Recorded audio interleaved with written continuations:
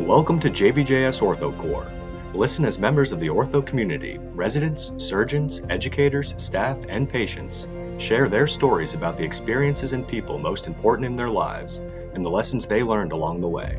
OrthoCorps is an audio archive inspired by StoryCorps and independently organized by the Journal of Bone and Joint Surgery.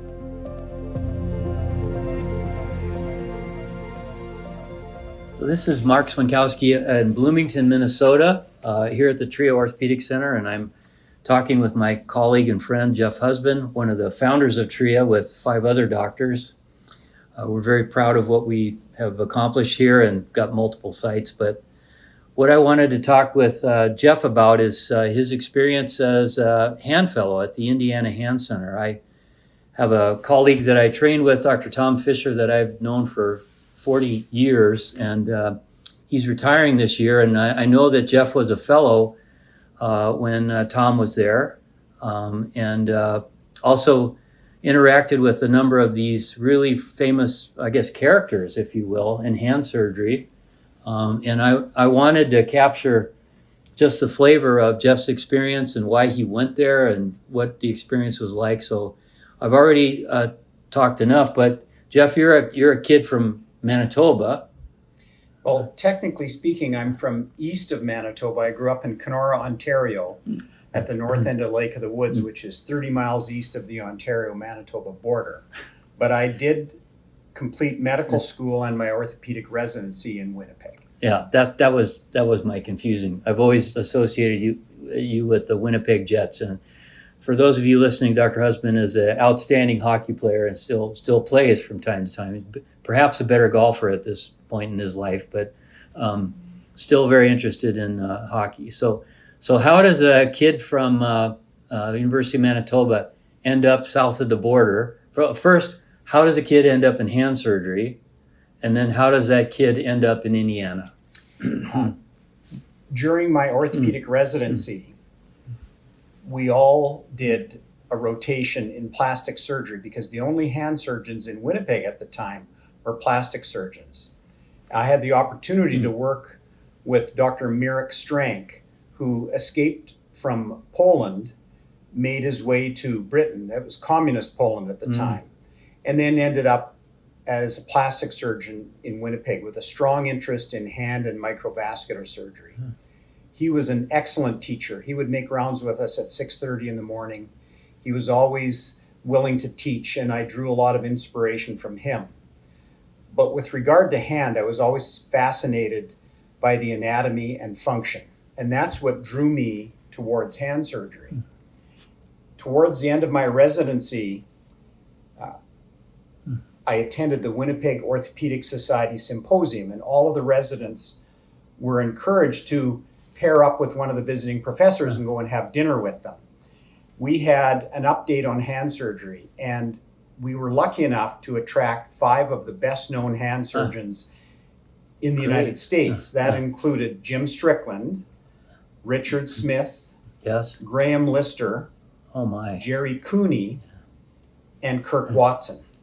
Wow. And I gravitated towards Jim Strickland, went out for dinner with him, asked, I guess, what he felt were good questions during the discussion period, and he invited me to come down and interview for a fellowship position in Indianapolis. This was the first year of the match. There was no match in Canada, but it was the first year of the match for the fellowship, and I applied to only one program. Wow. To Indianapolis, and I was lucky enough to be selected to become a fellow there. And what year was that, Jeff? I did my fellowship starting in 1988 and finished in July of 1989. Okay. Wow. That's great. So unfortunately, we lost Dr. Strickland fairly recently. We published his obituary in the journal. What are your recollections of Jim as a person, as an educator? What did you learn from him about life, etc.? I think that I consider myself very lucky to have worked with him. I believe that in our lives we have certain people that have an effect on us, either personally or professionally or both. And I felt that Jim Strickland represented to me someone that I could only aspire to be like. He was a great person. He was personable. He was intellectual. He was a superb surgeon who never made a big deal about it. He always made things look easy. He was a fast operator, and I think I became a fast surgeon because of him. Not that fast is necessarily good. No, but you are very efficient as a surgeon. I've seen it. So, and he could interact with patients in a way that they felt that he cared about them, that he understood them, and that he was able to convey to them what he thought he should do.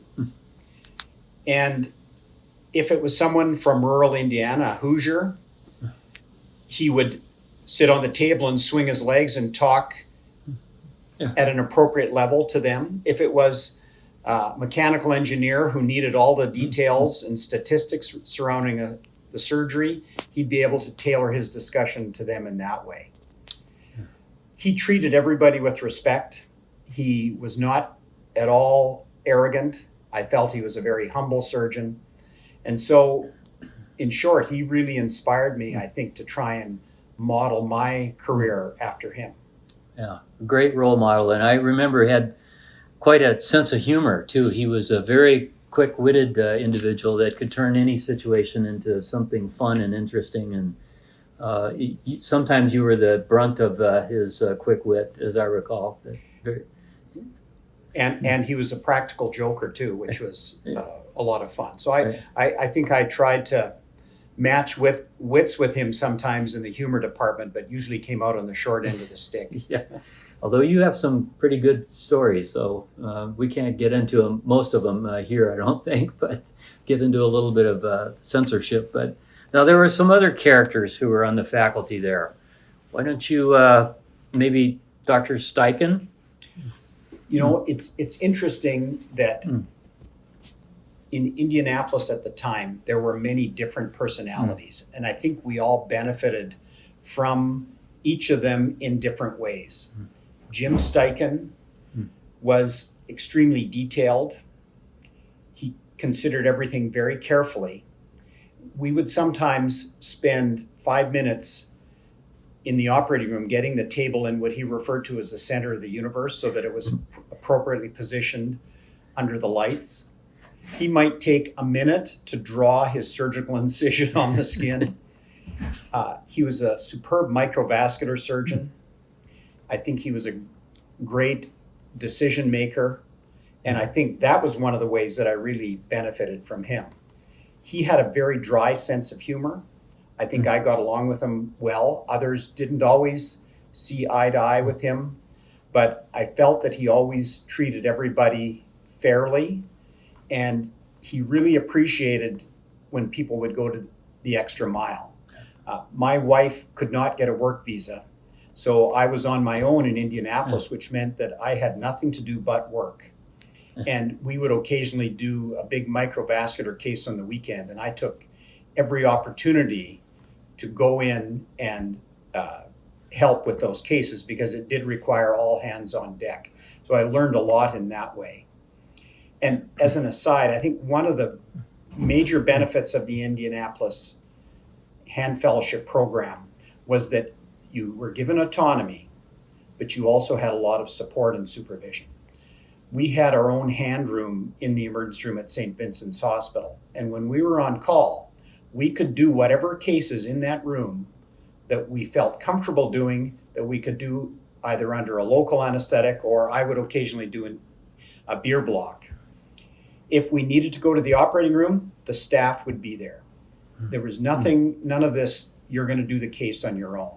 And while I think sometimes we all want to be independent, it's difficult to learn in a vacuum if you're doing something by yourself. So having all of the partners whoever was on call come in to do a case, I felt really made a big difference in the educational experience. Yeah, feedback is critical, and if you're working by yourself, there's not much of that. Right, sometimes you just practice your mistakes. Right, exactly. How about Hill Hastings? Hill Hastings is another incredible surgeon who has even in his retirement, probably more energy than most of us have in our lifetimes. And not only did he have a lot going on in the hand surgical world, in his personal life, he was always doing something. He was skiing in the Himalayas, or hiking in the Himalayas, skiing in the Andes Mountains, riding horses in the Southwest. He was very prolific in terms of developing a variety of devices. I can remember working with him on a wrist arthrodesis plate, which is now in use. So I learned a lot from Hill in that way. I think that on a personal level, I think I got to know him as much as any of the others because I got to know his family. I would occasionally go out and visit him. He had a pond near his house. We'd swim in the pond. I rode horses with him one time, and I'm no equestrian, but that was a lot of fun. So there was that part of it as well. Yeah.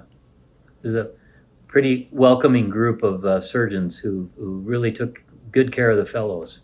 They did. They cared about us. Yeah. And how about my colleague, Tom Fisher, who I owe a lot to with our residency training together. He covered for me on more times than I can count. Just a wonderful human. What are your recollections of Tom? I might be big, but I'm slow Fisher.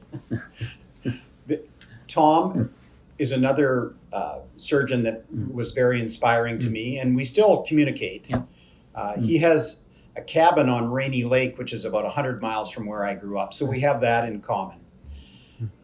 Tom knew the literature inside out. He always knew the latest, but he was also very practical.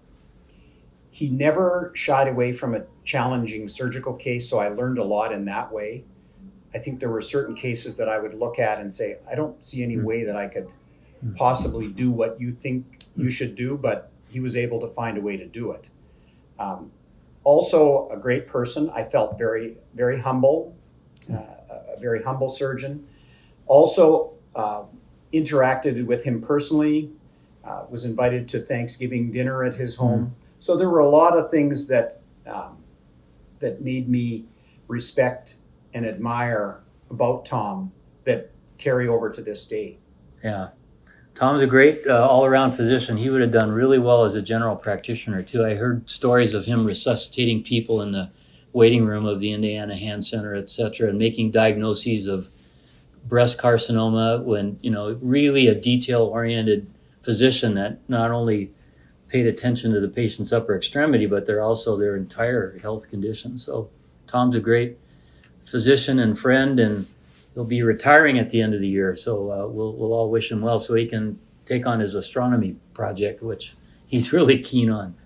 So Jeff, in closing, what would you say are the real highlights in your 1 year experience as a hand fellow at the Indiana Hand Center?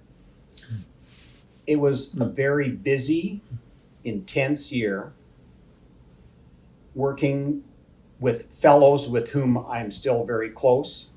There were 3 other fellows at the time? There were 5 other fellows. 5 other fellows. Yeah. Working with exceptional hand surgeons, all of whom brought something different to the field of hand surgery. And I felt that without a doubt, it was the best year of training of my life. And I think it really helped prepare me for my practice. Not that I was a complete hand surgeon when I finished my hand fellowship. As you know, that takes many years, but I think it really set me on my way. Oh. Well, Jeff, for those of you that are listening that don't know Jeff, he is literally an outstanding clinician. He's cared for members of my family. He is very knowledgeable, communicates extremely well, as he apparently learned at Indiana, or at least in part, and very efficient, great judgment, and I'm grateful to have you as a partner, Jeff. And thanks for sharing your recollections of the Indiana Hand Center, and particularly Dr. Strickland, who we all miss very much. Thank you very much.